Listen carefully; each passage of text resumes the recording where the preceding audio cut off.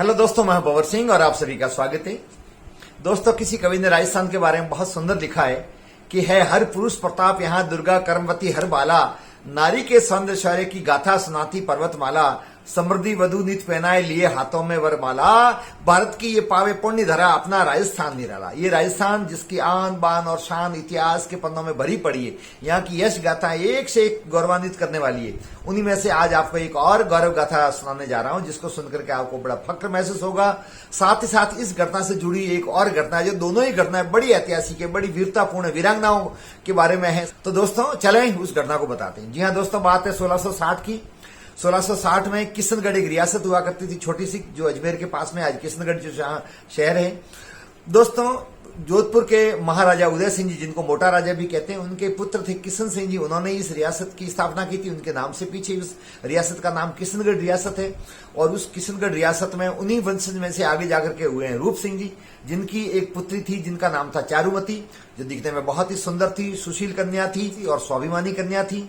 और उनका एक भाई था जिनका नाम था मान सिंह, आगे जाकर के वो राजा बने।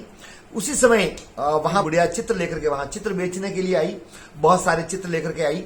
और जब वो चित्र बेचते हुए वहां महलों के पास में आवाज लगा रही थी, तो राजकुमारी चारुमती ने उसको अंदर बुलाया। अंदर बुला करके देखे, उसके पास में ढेर सारे चित्र थे। उन चित्रों में से अनेक महान पुरुषों के थे, जिसमें महाराणा प्रताप, छत्रपति शिवाजी, राणा कुंभा, राणा सांगा, पृथ्वीराज चौहान, इस प्रकार के चित्र थे। तो चारुमती ने पसंद करके महाराणा प्रताप के, राणा सांगा के, पृथ्वीराज चौहान के, शिवाजी के, और एक चित्र था जिस पर उसकी विशेष नजर गई, वो था मेवाड़ के उस समय के महाराणा राज सिंह जी का, जिनका रूप सौंदर्य देखकर के अभिभूत हो गई। और वो फोटो लिया और उसने काफी देर तक निहारा। वो मन ही मन मुस्कुराने लगी। बुढ़िया समझ गई कि वास्तव में ये चित्र उनको सबसे ज्यादा अच्छा लगा है। उसके बाद में उनका ध्यान गया एक और बड़े चित्र पर। बोले, ये किसका चित्र है? बोले कि ये तो जहां फना का चित्र है, औरंगजेब का है। तो देखा तो बहुत बड़ा चित्र था। और फिर बुढ़िया ने कहा कि ये भी चित्र ले लो, कि मैं इसको लेकर के क्या करूं, इसकी तो मैं जूतों से पिटाई करूं तो भी कम है।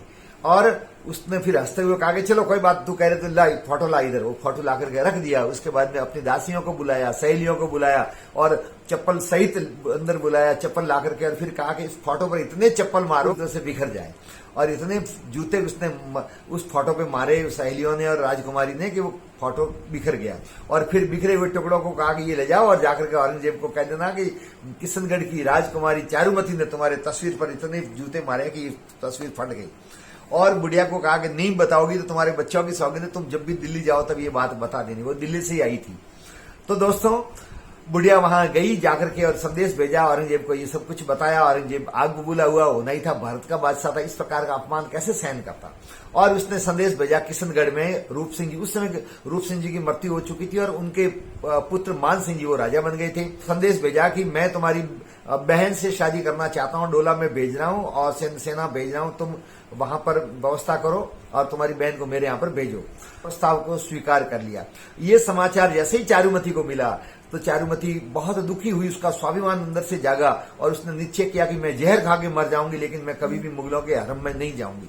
और ऐसी स्थिति में उसको पहले से ही पता था कि महाराणा राज सिंह जी, मेवाड़ के महाराणा राज सिंह जी, उन्होंने एक फरमान जारी कर रखा था कि यदि राजस्थान के अथवा हिंदुस्तान की किसी भी राजकुमारी को जबरदस्ती हरम में ले जाने के लिए मुगल यदि कोशिश करते हैं तो वो तत्काल मुझे संदेश भेजें, मेरे शरण में आ जाए, मैं उनकी रक्षा करूंगा।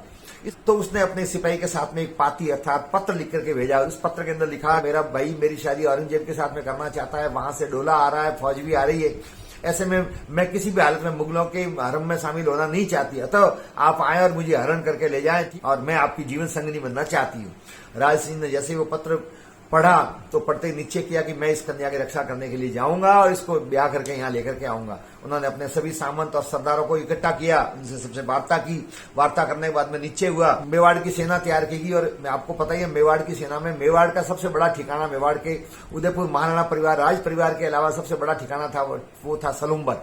सलुम्बर के उमराव जो थे वो ही मेवाड़ की सेना के सेनापति हुआ करते थे। ये हमेशा के लिए उनका हक था, अधिकार था। उस समय उस सेना का नेतृत्व भी उनको ही करना था। चुंडावत राजपूत है सलुम्बर वाले, वही वहां के शासक हैं। उस समय वहां पर शासक थे रतन सिंह चुंडावत। और रतन सिंह चुंडावत की 2 दिन पूर्व ही शादी हुई थी, नई शादी हुई थी। उनकी शादी हुई थी बूंदी में हाड़ाओं के साथ में। हाड़ी रानी थी उनकी, जिनका नाम था सहल कंवर। और बूंदी का इतिहास भी बड़ा गौरवशाली रहा है। कर्णावती कर्मावती भी बूंदी की आड़ी रानी थी, जिनको इतिहास में अलग ही स्थान प्राप्त है। वो और कभी आपको किस्सा सुनाएंगे। सहल कंवर से शादी हुई थी रतन सिंह की, और नई नई शादी हुई, और जैसे ये प्रस्ताव आया कि आपको फौज लेकर के अजमेर जाना है और मुगलों की सेना को वहां पर अजमेर तक आने नहीं देना है, उसको रोक के रखना है। किशनगढ़ वो नहीं आया, क्योंकि महाराणा शादी करने के लिए जा रहे हैं किशनगढ़, और जब तक शादी संपन्न नहीं हो तब तक मुगलों को वहां पर किसी हालत में आने नहीं देना है। संदेश सुनते एक बार तो रतन सिंह थोड़े विचलित हुए, क्योंकि नई नई शादी हुई थी, उनकी आसक्ति थी अपनी रानी सहल कंवर जो आड़ी रानी थी उसमें। लेकिन फिर महलों में जाकर के उसने सहल कंवर को ये सब बात बताई कि महाराणा जा रहे हैं शादी करने चारुमती से, क्योंकि औरंगजेब उससे शादी करना चाहता है और मुझे फौज का नेतृत्व करते हुए अजमेर में फौज को रोकना है, मुगलों की फौज आ रही है, जाना है, लेकिन मेरी इच्छा नहीं है। तो सहल कंवर कहते हैं बहुत ही वीरांगना नारी थी, बहुत साहसी थी। उसने कहा कि एक राजपूत कन्या की इज्जत का सवाल है, ऐसे में आपको जाना चाहिए। दूसरी बात, सेना का सेनापति आपका परिवार हुआ करता है, उनका सदियों से गौरवशाली इतिहास रहा है, आप उस हक से वंचित हो जाओगे यदि आप नहीं जाओगे, और इतिहास में कलंक भी लग जाएगा, बुरा लगेगा, और मुझे भी लोग दोषी मानेंगे, तो आपको जाना चाहिए। तो जब रानी की बात सुनकर के उधम सिंह तैयार हो गए, लेकिन जैसे ही जाने का समय हुआ तो घोड़े सजे, ढोल गाजो बाजो के साथ में छत्राणी उस जमाने में रणभूमि में जाते वक्त अपने पति को विदा करती थी। ससम्मान सहल रानी आड़ी रानी ने उनका तिलक लगाया, थाली सजाई, पूजा की और ससम्मान वहां से विदा किया। और विदा करते वक्त जनों से वो देख रही थी, घोड़े पर बैठकर रतन सिंह जी जा रहे थे, बार बार पीछे मुड़ करके देख रहे थे। तब रानी समझ गई कि इनका आज भी मेरे प्रति बहुत ज्यादा मोह आसक्त है मेरे। वो सोच ही रही थी, इतने में रतन सिंह ने अपना घोड़ा रोका, एक सिपाही को बुलाया, जाकर के कहा कि जाकर के सहल आड़ी रानी को कहना कि चुंडावत जी ने सेनानी मांगी है और उसको साथ में लेकर के मैं जाऊंगा, ताकि मैं वहां पर वीरता के साथ में लड़ सकूं, याद कर सकूं रानी को। और सिपाही भागा भागा आया, आकर के महलों में गया, जाकर के और आड़ी रानी से कहा कि रतन सिंह जी चुंडावत ने सेनानी मांगी, आप कुछ दीजिए। रानी बड़ी आश्चर्यचकित हो गई, सेनानी में क्या दूं? तब उसने निश्चय किया कि कोई छोटी मोटी चीज दूंगी तब भी ये उस रूप में लड़ाई नहीं लड़ पाएंगे। तो उसने अंदर जाके तलवार ली, तलवार से अपना शीश काटा, शीश काट कर थाली में रखा। चुंडावत मांगी सेनानी, शीश काट दे दियो शतरानी। और लाकर के और दासी ने उनके सामने पेश किया कि बोले ये चुंडावत जी को जाकर के दे देना। कपड़ा ढक के थाल पर लगे लेकर के वो थाली लेकर के सैनिक वहां पर गया सिपाही, और जाकर के रतन सिंह जी के सामने रखा। जैसे ही वहां से कपड़ा हटाया, देखा तो रानी का सिर। ये देख करके वो विचलित हो गए एक बार, लेकिन वो समझ गए कि किस प्रकार की सेनानी रानी ने भेजी है। उन्होंने उसके लंबे लंबे केस थे, उसकी माला बनाई और उसको पूरा सिर को ही गले में लटका दिया और घोड़े पर बैठकर वीरता के साथ में रणभूमि में गए। कहते वहां पर मुगलों से उन्होंने लोहा लिया, और इतिहासकारों ने इतिहास में लिखा है वीरता के साथ में रतन सिंह ने युद्ध लड़ा के वहां के मुगलों की सेना के छक्के छुड़ाए, बहुत सौ को मौत के घाट उतारा लड़ते, वो भी वीर गति को प्राप्त हो गए।